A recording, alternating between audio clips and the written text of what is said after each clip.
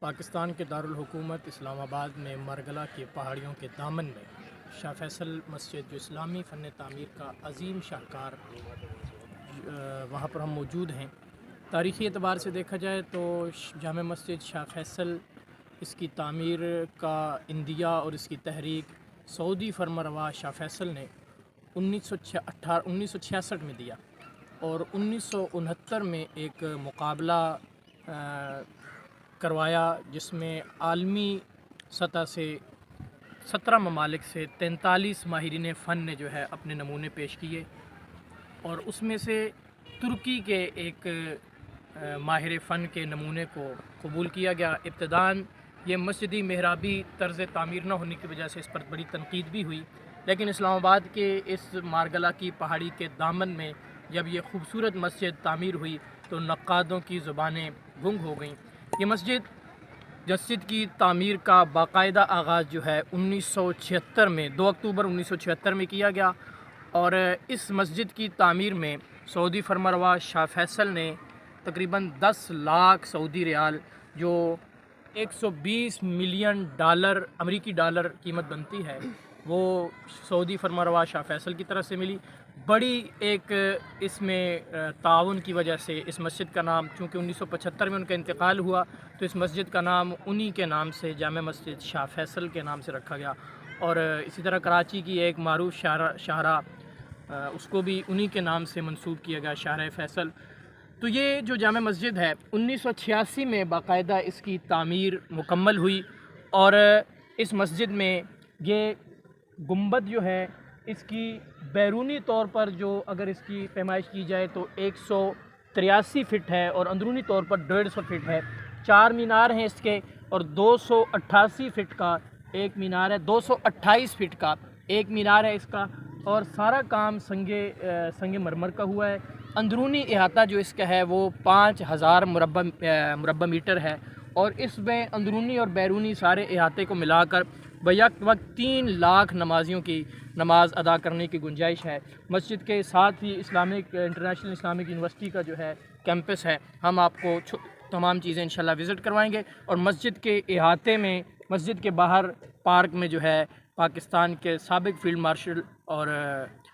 پاکستان کے صدر جناب ضیاء الحق صاحب کی قبر بھی ہے۔ تعمیر کے اعتبار سے فیصل مسجد اسلامی فن تعمیر کا عظیم شاہکار ہے، اور ایک خوبصورت جگہ ہے، اور اسلامی تہذیب کی ایک روشن تصویر پیش کرنے کی جگہ ہے۔ لیکن افسوس کے ساتھ یہ بات کہنی پڑتی ہے کہ جو چیز اسلامی شاہکار، اسلامی تہذیب اور اسلامی تمدن کا شاہکار ہے، پہچان ہے، وہیں پہ اسلامی قوانین کی دھجیاں اڑائی جاتی ہیں۔ یہاں پر بالخصوص مرد و زن کا اختلاط اور خواتین کا شرعی پردہ تو درکنار، رواجی پردے کا بھی اہتمام نہ کرنا، اور بظاہر شاہ فیصل مسجد کے صحن میں یہ صورتحال ہوتی ہے کہ یہاں پر جو ہے ایسے لگتا ہے جیسے کوئی پکنک پوائنٹ ہے، یا جیسے کوئی فحاشی کا خدا نخواستہ کوئی ایسا مرکز ہے۔ تو اس چیز پر ضرورت اس چیز کی ہے کہ گورنمنٹ آف پاکستان کا ایک اچھا چہرہ پیش کرنے کے لیے کہ باہر ممالک سے آنے والے ٹورسٹ کے سامنے پاکستان کی ایک اچھی تصویر جائے کہ یہ ریاست خداداد جو ہے یہ ریاست مدینہ کی طرز پر قائم کی گئی ہے، اور یہ اسلامی جمہوریہ پاکستان ہے، تو اسلامی جمہوریہ پاکستان میں اسلام کی ایک اچھی تصویر پوری دنیا کے لیے جانی چاہیے۔ ضرورت اس چیز کی ہے کہ یہاں پر آنے والی خواتین کے لیے بالخصوص پردے کا اور شرعی پردے کا اہتمام اور پابندی ہونی چاہیے۔ سوشل میڈیا کے اس دور میں اکثر و بیشتر دیکھنے میں یہ ملتا ہے کہ عبادت کے لیے آنے والے لوگ تو بہت کم ہوتے ہیں، یا اسلامی فن تعمیر اور اسلامی شاہکار کو دیکھنے کے لیے آنے والے لوگ، یا ایک ریاستی فن تعمیر اور ریاستی شاہکار اور پاکستان کے ایک یادگار اور ورثہ، اس اعتبار سے دیکھنے والے لوگ بہت کم ہوتے ہیں۔ البتہ آج کل کا سوشل میڈیا کے اعتبار سے ٹک ٹاک اور اسی طرح دیگر ویڈیوز جو ہے وہ بنانے کے لیے، اور اس میں ایک اس ٹک ٹاک کی دوڑ میں یا سنیک ویڈیو یا دیگر جتنی چیزیں ہیں سیلفیز کی دوڑ میں جو ہے وہ فحاشی کو اور اسلامی قوانین کی جو ہے دھجیاں اڑانے کو پروموٹ کیا جا رہا ہے۔ تو اس چیز کی ضرورت اس امر کی ہے کہ اس چیز کو ختم کرنے کے لیے حکومتی سطح پر اقدامات کیے جائیں تاکہ ایک اچھا اور بہترین چہرہ مملکت عزیز پاکستان کا دنیا کے سامنے جائے۔ یہ دعویٰ ریسرچ لائبریری کے سامنے ہم فیصل مسجد میں موجود ہیں۔ اس وقت یہ لائبریری بند ہے، لیکن اس لائبریری کے اندر جیسے کہ ہم نے دیکھا کہ بہت ہی بہترین ایک ذخیرہ ہے کتابوں کا، بہت سارے احادیث اور فقہ اور دیگر بہت سارے عنوانات پر قلمی نسخے یہاں پر موجود ہیں، اور علم حدیث، علم تفسیر اور دیگر کئی علوم پر جو ہے کتابوں کا ایک وسیع اور پاکستانی تاریخ پر، بر صغیر کی تاریخ پر، اسلامی تاریخ پر بڑی نادر اور نایاب کتابیں یہاں پر موجود ہیں، اور ہے بھی بڑا ایزیلی۔ اس کا جو وقت ہوتا ہے وہ تقریباً 3 بجے تک ہوتا ہے صبح 9 سے،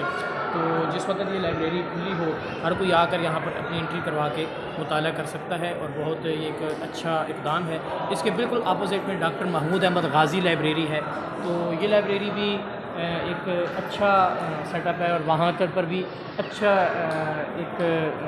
سلسلہ ہے، اور کتابوں کا ایک بڑا ذخیرہ وہاں پر بھی موجود ہے۔ وہاں پر بھی سلسلہ یہی ہے کہ وہاں پر بھی آپ اپنی انٹری کروا کے وہاں پہ بیٹھ کر کوئی بھی کتاب پڑھنا چاہیں، کوئی بھی مطالعہ کرنا چاہیں تو وہ کر سکتے ہیں۔ یہاں پر یہ دعویٰ اکیڈمی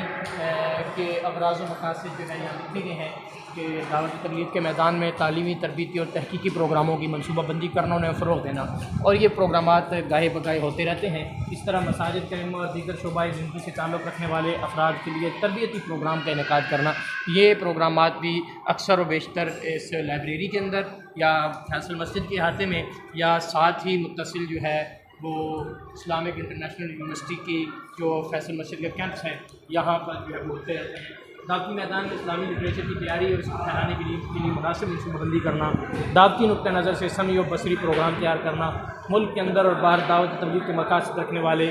دیگر اداروں کے ساتھ تعاون اور رابطہ کرنا، خط و کتابت کے ذریعے عوام الناس تک دین کو دعوت کی دعوت پہنچانا، دعوت و تبلیغ کا ایک بین الاقوامی معلوماتی مرکز قائم کرنا، اکیڈمی کے پروگرام کو آگے بڑھانے کے لیے علاقائی مراکز قائم کرنا۔ تو یہ بین الاقوامی اسلامی یونیورسٹی اسلام آباد اس کے کیمپس جو فیصل مسجد میں ہے اس کے تحت جو ہے یہاں پر دعویٰ اکیڈمی قائم کی گئی ہے، اور اسی کے تحت یہ دعویٰ ریسرچ لائبریری ہے، اور سامنے ڈاکٹر محمود احمد غازی لائبریری ہے جو کہ علوم کا ایک وسیع ذخیرہ ہے۔ اس سوشل میڈیا کے دور میں کتاب سے دوستی بہت کم ہو گئی ہے جب، تو ضرورت اس چیز کی ہے کہ اس وقت ایسی لائبریریوں کا ہر جگہ پر قیام ہو، اور جہاں پر قائم ہیں نوجوان نسل ان لائبریریز کی طرف رجوع کریں اور اپنا تعلق کتاب سے جوڑیں۔ کتاب سے جب تعلق ہوگا تو یقیناً آنے والا مستقبل بہتر سے بہترین بنتا چلا جائے گا۔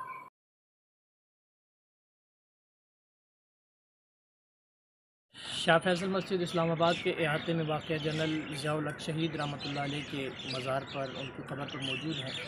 جنرل ضیاء الحق شہید رحمۃ اللہ علیہ 1924 میں جلندھر میں پیدا ہوئے، اور ابتدائی تعلیم وہیں پہ حاصل کی، اور تقسیم ہند سے پہلے ہی فوجی کمیشن میں انٹری کر چکے تھے۔ بعد ازاں اردن اور دیگر کئی ممالک سے ہوتے ہوئے پاکستان آرمی کے اندر انہوں نے اعلیٰ عہدوں پر فائز رہتے ہوئے پاکستانی فوج کے سربراہ بنے۔ 1977 میں سابق وزیر اعظم جناب ذوالفقار علی بھٹو صاحب کا تختہ الٹا، اور پاکستان کے اندر مارشل لا لگا کر انہوں نے جو ہے عہدہ سنبھالا، اور بعد ازاں 4 جولائی 1977 کو انہوں نے مارشل لا لگایا، اور جنرل ضیاء الحق کی سربراہی میں جناب بھٹو صاحب کو، ذوالفقار علی بھٹو صاحب کو 4 اپریل 1979 کو ان کو پھانسی دے دی گئی، اور اس کے بعد انہوں نے دسمبر 1984 میں صدارتی ریفرینڈم کروایا اور اس میں کامیابی حاصل کی، اور صدر ضیاء الحق کو ایک 17 اگست 1988 کو بہاولپور کے قریب ایک فضائی حادثے کا شکار ہوئے۔ کہا یہ جاتا ہے کہ صدر ضیاء الحق کو فضائی حادثے کا جو شکار ہوئے ہیں، دراصل ان کو اس فضائی حادثے کا شکار ایک سازش کے تحت یہ فضائی حادثہ پیش آیا، کیونکہ انہوں نے ملک کے اندر اسلامی قوانین کا نفاذ کرنے کی کوشش کی، بالخصوص سرقہ اور دیگر چیزوں میں ڈکیتی، زنا، شراب، تہمت، زنا اور تازیانے، ان ساری چیزوں پر اسلامی قوانین کے نفاذ کے لیے اور حدود و قصاص کے قوانین جاری کرنے کے لیے کوشش کروائی تھی، اور دیگر بہت سارے آرڈیننس ایسے پیش کیے تھے جو اسلامی قانون اور اسلامی نظام کے زمرے میں آتے ہیں۔ اللہ رب العزت جناب صدر ضیاء الحق شہید رحمۃ اللہ علیہ کی قبر پر کروڑہ رحمت نازل فرمائے اور ان کو اپنے جوار رحمت میں جگہ عطا فرمائے۔